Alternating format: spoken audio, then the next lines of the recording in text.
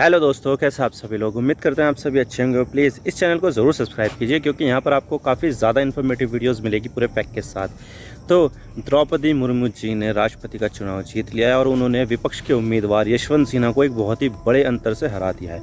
अब 25 जुलाई को वो राष्ट्रपति पद पर बैठेगी, जो देश का सबसे बड़ा पद है उस पर बैठेगी। और इसी के साथ ही उन्होंने एक और रिकॉर्ड बनाया है और वो है कि वो देश की दूसरी राष्ट्रपति तो है ही, लेकिन उसके साथ साथ पहली राष्ट्रपति है जो आदिवासी समुदाय से आती है। और वहीं देश की जो पहली महिला राष्ट्रपति है वो प्रतिभा देवी सिंह पाटिल है, जो महाराष्ट्र से बिलोंग करती थी। तो आज इसके बारे में, उन्हीं के बारे में आज कुछ बातें करेंगे और किस तरह से उन्होंने कितने अंतरों से हराया है यशवंत सिन्हा को और उनकी ज़िंदगी में क्या क्या उतार चढ़ाव आए हैं। आज इसके बारे में सारी डिटेल के साथ बात करेंगे। तो let's get back to the video.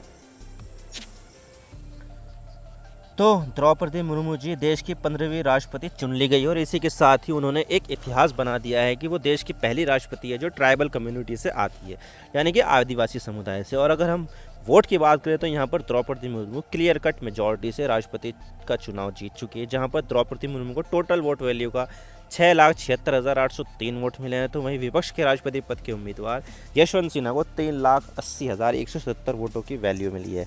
और इतना ही नहीं, इस राष्ट्रपति चुनाव में जमकर क्रॉस वोटिंग भी हुई और क्रॉस वोटिंग में विपक्ष के 17 सांसदों और 104 विधायकों ने अपने उम्मीदवार यशवंत सिन्हा को वोट ही नहीं दिया, बल्कि सत्ता पक्ष की उम्मीदवार द्रौपदी मुर्मू को दे दिया अपना वोट। 5 सांसदों के वोट ही इनवैलिड हो गए, यानी कि उनसे वोट डालना ही ढंग से नहीं आया। 4,754 टोटल वोट थे, जिनमें से केवल 4,701 वोट ही वैलिड थे और बाकी के 53 वोट को इनवैलिड कर दिया गया, जिनमें से 5 सांसदों के वोट इनवैलिड हो गए और बाकी के 48 विधायकों के वोट इनवैलिड हुए हैं।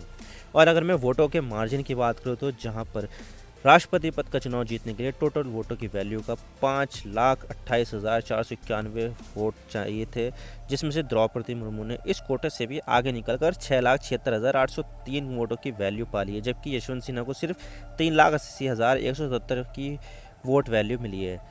तो जो पहली प्राथमिकता के आधार पर जो कोटा निर्धारित किया गया था, तो द्रौपदी मुर्मू को कोटे से ज़्यादा वोट मिले, तो इसी आधार पर द्रौपदी मुर्मू देश की राष्ट्रपति चुन ली गई है।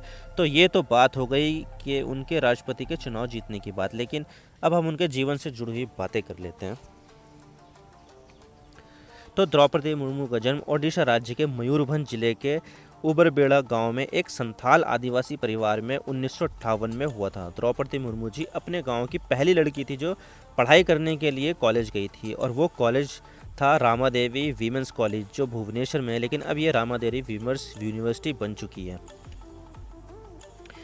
राजनीति में आने से पहले द्रौपदी मुर्मू मयूरभंज जिले के रायरंगपुर स्थित Shri Aurobindo integral education centre में एक टीचर थी, लेकिन टीचर बनने के कुछ समय बाद ओडिशा के सिंचाई और पावर डिपार्टमेंट में जूनियर असिस्टेंट की पोस्ट पर नौकरी की। फिर उन्होंने काफ़ी लंबे समय तक वहां पर नौकरी की।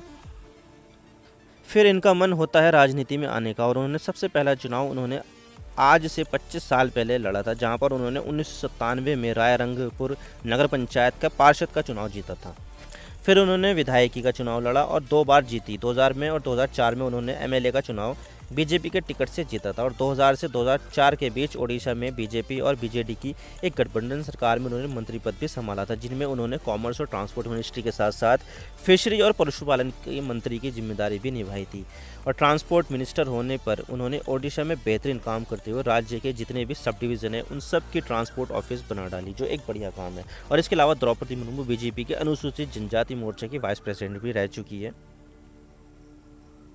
एमएलए की अपनी दोनों टर्म पूरी करने के बाद 2009 में उन्होंने लोकसभा का चुनाव लड़ा था मयूरभंज लोकसभा सीट से, लेकिन तब तक बीजेपी और बीजेडी यानी कि बीजू जनता दल के बीच गठबंधन ही टूट गया, जिसमें से द्रौपदी मुर्मू लोकसभा चुनाव हार गई।